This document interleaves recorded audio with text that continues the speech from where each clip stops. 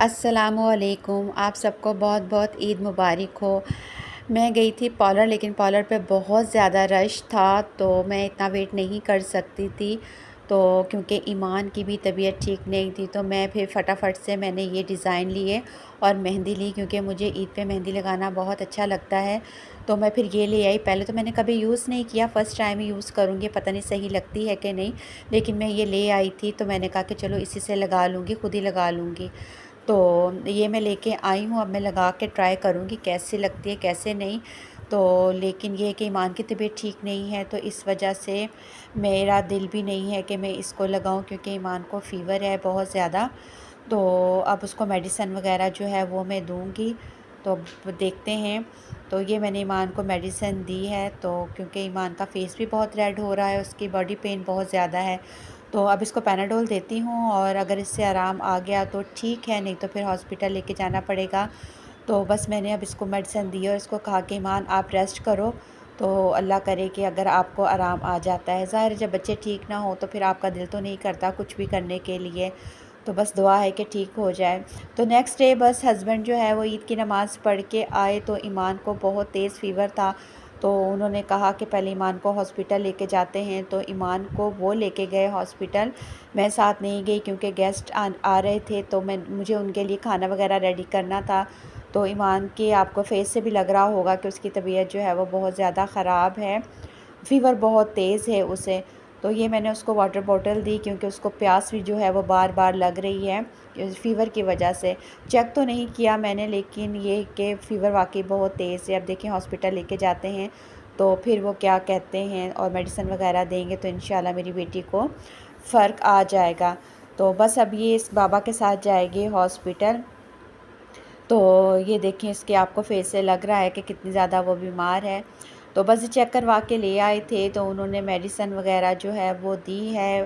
Fever इसको 103 का है और ये इसको जो है वो ऑगमेंटन जो है ये दी है, साथ पैनाडोल दी है और साथ ही उन्होंने ब्रूफन के जो है वो साशे दिए हैं फ़ीवर की वजह से कि फ़ीवर तेज़ है और ये साथ दें। और पैनाडोल उन्होंने कहा है कि हर 4 घंटे बाद आप इसको दें। तो ये देखें बिल्कुल ही निढाल है। अब मैं इसको कुछ खाने के लिए देती हूँ क्योंकि इसने कुछ नहीं खाया, और खाने के बाद फिर जो मैं इसको मेडिसिन वगैरह जो है वो मैं इसको देती हूँ। और फिर उसके बाद हम तैयारी करेंगे साथ साथ अपने खाने की भी, क्योंकि फिर गेस्ट जो हैं उन्होंने जल्दी आना है, 12 बजे तक है कि वो आ जाएंगे, तो मैं खाना भी रेडी कर लूँ। और सारा ध्यान तो ईमान की तरफ ही है। तो बस फिर मैं ईमान को खाना वगैरह दे के मेडिसिन वगैरह दे के फिर मैं किचन में आ गई थी। तो मैंने जल्दी से जो है वो मीठा बना लिया था। मैंने कहा मीठा बना के पहले ये मैं फ़्रिज में रख दूँ। तो ध्यान सारा ईमान की तरफ है। रौनक सी रहती है, अगर वो बैठी भी रहे तो रौनक रहती है, बार बार आके पूछती है मम्मा अब क्या बन गया, बना लिया, कितना रह गया। तो आज बिल्कुल खामोशी है क्योंकि वो जो है वो सोई हुई है। तो इस वजह से सारा ध्यान ईमान की तरफ है। हमारी ये फ़र्स्ट ईद है ओमान में, तो बड़ी तैयारियां वगैरह की थी मैंने, ड्रेसेस वगैरह सारे रेडी करके रखे हुए थे। लेकिन ज़ाहिर सी बात है जब वो ही ठीक नहीं है तो फिर किस तरह की ईद या कैसी ईद, फिर दिल तो नहीं करता। इंशाल्लाह वो ठीक हो जाएगी तो फिर हम रेडी भी होंगे और अपनी ईद को भी हम इंशाल्लाह सेलिब्रेट करेंगे। ज़ाहिर है ईद तो बच्चों की होती है और बच्चों की वजह से हम बड़ों की भी होती है।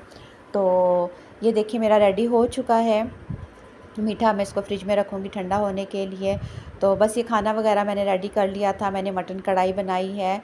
तो मटन कढ़ाई ये मेरी रेडी है माशाल्लाह से बिल्कुल। बस गेस्ट आने वाले हैं तो मैंने डिश आउट कर लिया था सारा खाना। बस मैंने शॉर्ट शॉर्ट सी ही बनाई है क्योंकि ईमान की वजह से। तो ये मेरी बिरयानी भी रेडी है और बिरयानी को भी मैंने जो है वो निकाल लिया है। ईमान की फ़ेवरेट है लेकिन ईमान को नहीं देनी क्योंकि ज़ाहिर सी बात है उसको फ़ीवर है बहुत तेज़। तो इंशाल्लाह ठीक होगी तो फिर मैं उसको दूंगी, लेकिन अभी फ़िलहाल उसको नहीं देनी। सैलड वगैरह भी मैंने रेडी कर लिया है, सैलड बना लिया था, रायता मैंने बना लिया था और सैलड को मैंने बना के थोड़ी देर के लिए फ़्रिज में रख दिया था। मैंने निकाल लिया है कि ज़्यादा ठंडा ना हो जाए। तो साथ ही मैंने कबाब भी जो हैं ये फ़्राई कर लिए थे। ये देखें जी माशाल्लाह से कबाब भी जो है वो मेरे सारे फ्राई हो गए हैं। सारा काम भी हो रहा है लेकिन ध्यान जो है वो ईमान की तरफ ही है। तो आप लोग भी बहुत दुआ कीजिएगा कि अल्लाह ईमान को सेहत और तंदुरुस्ती दे। तो बस ये मेहमान वगैरह खाना खाने के बाद तो वो चले गए थे, तो मैंने बर्तन वगैरह सारे उठा के इसी तरह किचन में रखे। तो ईमान का फ़ीवर बहुत तेज़ था। फिर हमने ईमान को जो है ये पट्टियाँ रखी हैं पानी की, ठंडे पानी की, ताकि उसका फ़ीवर कम हो। हर 4 घंटे बाद देनी है। तो आप भी बहुत दुआ कीजिएगा। तो ये देखें ईमान को पट्टियाँ रख रहे हैं, लेकिन अभी वो बिल्कुल इस तरह जैसे निढाल सी है। तो चलें जी, अपना बहुत सा ख्याल रखिएगा। इंशाल्लाह नेक्स्ट व्लॉग के साथ आपके साथ हाज़िर होंगे। और आप जहाँ भी रहें खुश रहें, आबाद रहें। मेरी ईमान के लिए बहुत दुआ कीजिएगा।